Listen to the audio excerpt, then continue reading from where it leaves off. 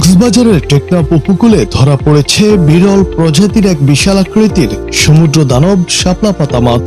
জেলে আব্দুল গফুরের জালে ধরা পড়েছে মাছটির ওজন প্রায় 600 কেজি, যা স্থানীয়দের মধ্যে শিং সোয়াইং বা পাতা হাঙর নামে পরিচিত।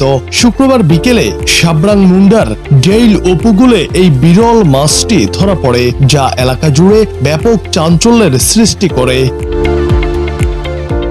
জেলে আব্দুল গফুর জানান, মাছটি জালে আসার পর সাগর থেকে উপকূলে আনা কঠিন হয়ে পড়ে। অতিরিক্ত ওজনের কারণে মাছটি ট্রলারে তোলা সম্ভব হয়নি। পরে অন্য জেলেদের সহযোগিতায় রশি বেঁধে ধীরে ধীরে উপকূলে আনা হয়। তিনি বলেন, জীবনে প্রথমবার এত বড় আকৃতির শাপলা পাতা মাছ দেখেছেন।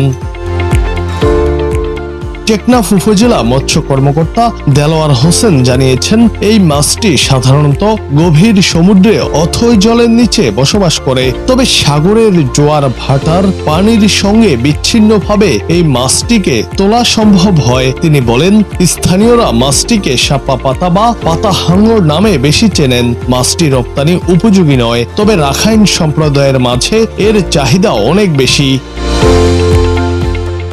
স্থানীয় মাছ ব্যবসায়ী সৈয়দ আলম 50,000 টাকা দিয়ে মাছটি কিনে নিয়েছেন। তিনি জানান, মাছটি কেটে টুকরো টুকরো করে চট্টগ্রামে পাঠানো হবে। সেখানে রাখাইন সম্প্রদায়ের কাছে এর চাহিদা রয়েছে। সাবরাং মুন্ডার ডেইল ফিশিং ঘাটে মাছটি দেখার জন্য স্থানীয়দের পাশাপাশি পর্যটকদেরও ভিড় জমেছে। জুনায়েদ আহমেদ, বাংলা টিভি।